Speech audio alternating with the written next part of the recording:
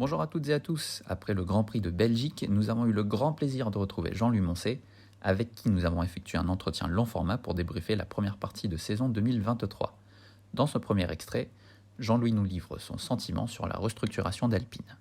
Alors, on commence par l'actualité avec la restructuration d'Alpine. Le 20 juillet dernier, on apprenait le départ de Laurent Rossi. Et puis la semaine dernière, patatras, avant le Grand Prix de Belgique, l'hécatombe, le départ de Zafnauer, team principal, Alan Permen, qui fait partie des meubles à Alpine, qui est là depuis 34 ans, Pat Fry, CTO. Alors, est-ce que ce grand chamboulement, d'après vous, ça fait partie d'un plan réfléchi ou est-ce que c'est une décision impulsive pour montrer qu'on a tapé du poing sur la table? Moi, je serais pour, l'impulsivité. Ce que je veux dire, c'est qu'on en est à la cinquième, sixième ou septième restructuration et une équipe de Formule 1, ça peut pas marcher comme ça. Qu'on change un pion d'un côté qui ne fonctionne pas ou un autre, mais on peut pas tout d'un coup débarrasser le plancher et faire table rase et ça, je suis obligé de le dire, ce que j'ai dit d'ailleurs dans l'émission, que j'ai faite sur Racing Stream, ça, il y a un responsable au départ. Même s'il fait des très grandes performances sur le plan commercial, c'est Luca De Meo, le directeur général, et sa DRH, ce sont eux les deux responsables, en déjà dégageant tout le monde, en voulant imposer Rossi, ils imposent Rossi. Je fais de l'histoire, démarre l'histoire de Brivio, qui je crois voulait s'installer à Dubaï.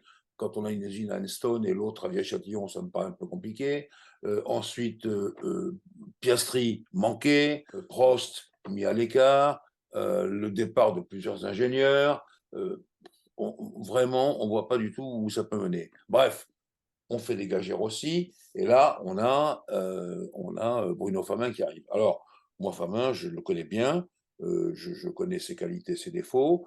J'ai vu ses voitures gagner au Mans, mais j'ai vu aussi ses voitures perdre au Mans. À sa place, j'aurais été un peu plus cool. Je vais dire pourquoi. Parce que, bon, Zafnauer, ok, peut-être qu'il a montré ses limites, peut-être c'est moins bien. Se débarrasser de Perman, d'Alain Perman, comme vous l'avez dit, plus de 30 ans là-bas. Moi, je l'ai vu Alain Perman avec Schumacher. Et puis, je l'ai vu ensuite avec Alesi et Berger. Et tout ça, etc. C'est un gars d'une expérience absolument extraordinaire. Et surtout, ce que je veux dire, c'est le plus frappant, c'est l'image de Twitter hier, après la course, où tout Enstone, sauf les patrons, tout Enstone pose avec lui. Donc, ça veut dire que c'était quelqu'un qui, à Enstone, avait un poids, une responsabilité. Certains disent oui, mais peut-être qu'il faisait barrage, peut-être, j'en sais rien. Mais quand on a un poids, une telle responsabilité dans une usine de châssis où on n'est pas tout le temps, là, je parle des patrons, c'est quand même sympa d'avoir un gars comme Perman. Donc, Famin choisit de l'écarter. Peut-être qu'il faisait barrage, comme disent certains, peut-être que non, j'en sais rien. Ce que je vois quand même pour Bruno Famin, c'est qu'il va falloir faire, peut-être que ça ne va pas lui plaire, ce que faisait Flavio Briatore, aller habiter à Enstone, enfin, habiter près d'Enstone et aller à Enstone tous les jours. S'il ne dirige pas l'équipe sur place à Enstone, c'est quand même l'équipe châssis et c'est pas à vous. Je vais raconter que le moteur est important, mais que le châssis, ça l'est encore plus. Hein. La célèbre formule de Bernard Dinault, à l'époque, le meilleur moteur, c'est celui qui sait se faire oublier. Et moi, je pense que peut-être que Bruno Famin va être obligé de, je veux dire, de s'en aller vers Enstone pour reprendre un peu cette équipe en main, puisque maintenant Perman n'est pas là. Qui va diriger, qui, comment, quoi, on n'en sait rien. Ça, c'est ce qui me fait un peu peur. Et je remarque aussi qu'il y a un nouveau plan. Il y avait le plan Rossi, il va y avoir le plan Famin, qui dit qu'on n'est pas sur la même longueur d'onde avec les autres. Il y avait le plan Habitbull, il y avait tout ça. Enfin bref, je la vois, cette équipe Renault Sport, je l'appelle encore comme ça, se désintégrer complètement, partir un peu en quenouille. Le moteur, ça ne va pas du tout. Et j'ai entendu dans les commentaires, les motoristes disent on va être cool avec Alpine, enfin Renault Sport, enfin Vieille Châtillon, essayer de leur donner, je n'y crois pas un seul instant, ce truc-là. Les autres équipes, si elles ont une équipe en moins dans les pattes, elles sont très contentes. Donc, je ne vois pas ça très bien parti.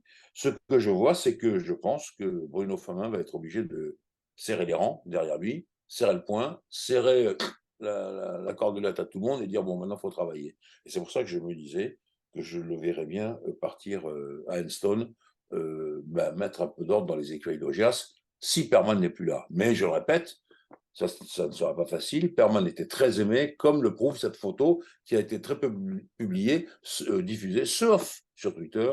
Et c'est ça qui, à mon avis, est important. Il va falloir faire attention à ça. Je vois également le fait que tout d'un coup, dans le groupe Renault, il y a Renault, mais il y a le groupe Renault, il y a Jean-Dominique Sénard, hein, on ne peut pas lui raconter trop d'histoire, il dirige tout le groupe, et ça fait du monde. Et des décideurs vont peut-être dire, et des actionnaires aussi, bon, allez, on vend cette équipe, c'est fini, on arrête. C'est ça qui me fait un peu peur, parce que je crois qu'à Viry-Châtillon, il y a une très bonne base pour les moteurs, même si depuis que tout ça est mis en marche, ça a l'air de flotter. Ils ont viré des ingénieurs, par exemple comme Cyril Lumont, qui a débuté comme motoriste de Vettel, champion du monde pendant 4 ans, par exemple. Pourquoi, comment, on ne sait pas. Bruno, comment il s'appelle, Rémi Taffin est parti, d'autres sont partis encore. Qu'est-ce qui va arriver? Donc c'est pour ça, là, pour l'instant, je laisse tout le crédit que je peux à Bruno Famin, mais je suis tout de même pessimiste.